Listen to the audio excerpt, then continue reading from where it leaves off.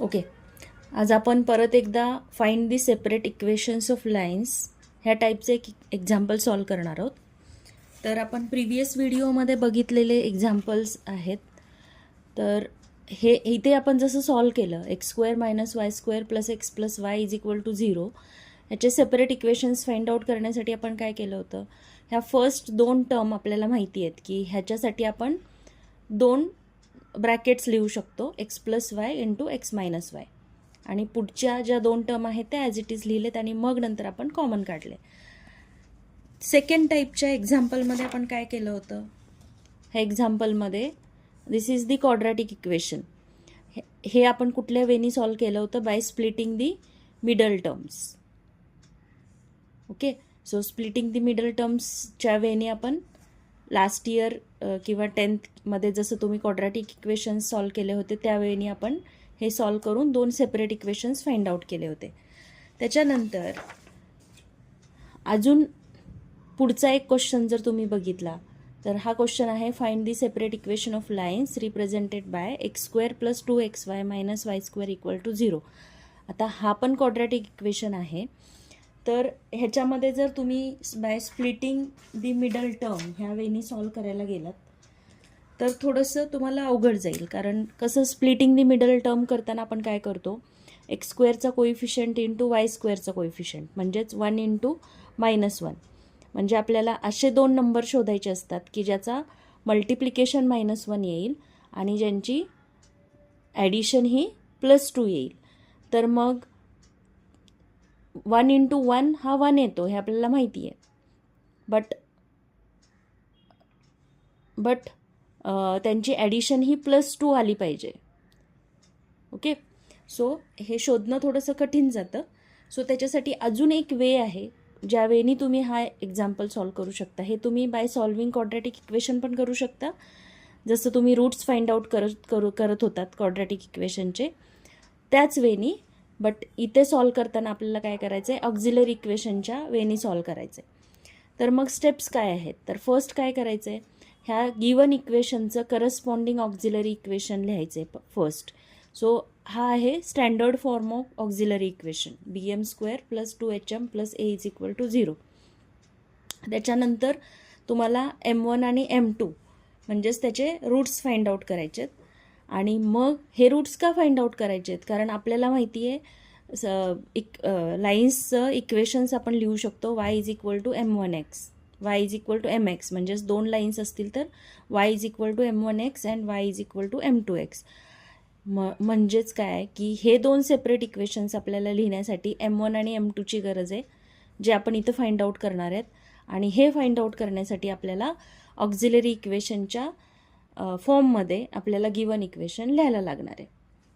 Okay, so तुम्ही हे equation quadratic इक्वेशनच्या वेनी पण सॉल्व करू शकता किंवा ह्या वेनी पण सॉल्व करू शकता. तुमचा ॲन्सर सेम येणार आहे. तर हेच एक्झाम्पल आपण सॉल्व करूया इथे. Same C, given equation is this one. Auxiliary इक्वेशनच्या फॉर्ममध्ये लिहायचं आहे, हा स्टँडर्ड फॉर्म आहे. बट पहिलं तुम्हाला बी, एच आणि ए फाइंड आउट करून घ्यावं लागेल.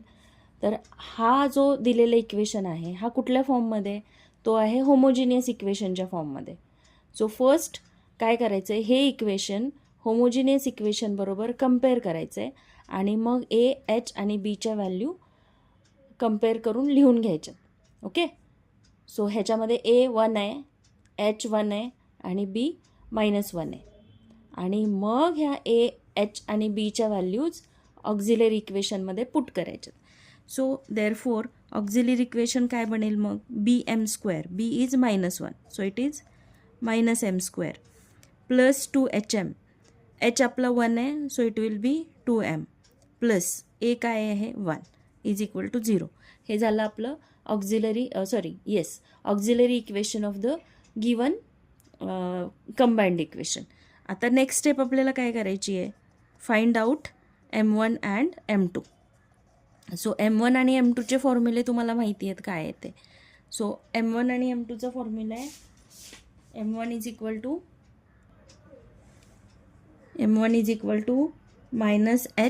√h²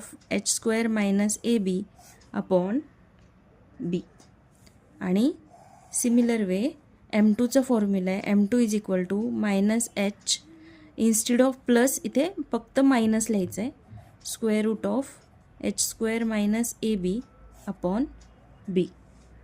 सो व्हॅल्यूज पुट करूया. इज इक्वल टू मायनस एचची व्हॅल्यू आहे 1 plus square root of h square म्हणजेच 1चा स्क्वेअर मायनस ए इज 1 आणि b is minus 1 upon b is minus 1. Okay, so if you solve it, it will become minus 1 plus square root of 1 square is 1 and minus minus will become plus 1 upon minus 1.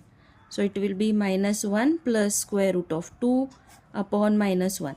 So denominator मध्ये minus 1 आहे म्हणजेच काय करूया आपण ह्याला minus 1नी न्यूमरेटरचे sign आपल्याला चेंज करायचे. So it will become plus 1 minus root 2. हा झाला M1. आणि M2 काय येईल, M2 तुम्हाला सॉल्व करायचं आहे. जर तुम्ही सॉल्व करत जाल फक्त मधलं मायनस एचच्या पुढचं जे साईन आहे ते फक्त चेंज आहे, तुम्ही स्वतः सॉल्व करायचं आहे हे. So it will become minus 1, इथे येणार minus root 2 upon minus 1. So M2 काय भेटेल आपल्याला plus 1 plus root 2. So M1 आणि M2 आपल्याला भेटलेले आहेत. ओके, सो थर्ड स्टेप मी काय सांगितली होती, write down the separate equations in the form y is equal to M1x and y is equal to M2x. So first equation काय बनेल, y is equal to M1 is 1 minus root 2 into x and second equation बनेल y is equal to 1 plus root 2 into x. आता फक्त ह्याला काय करायचं आहे आपल्याला सॉल्व करत जायचं आहे. So it will be y is equal to x minus root 2x. So equation लाईनचं इक्वेशन आपल्याला लेफ्ट हँड साईडला एक्सप्रेशन आणि राईट हँड साईडला 0 ह्या वेळेने लिहायचं आहे.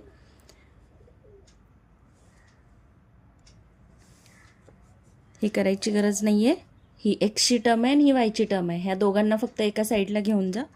So it will become 1 minus root 2 into x, एक्सची टर्म ह्याला आपण इकडे ट्रान्सफर केलं, it will become minus y is equal to 0.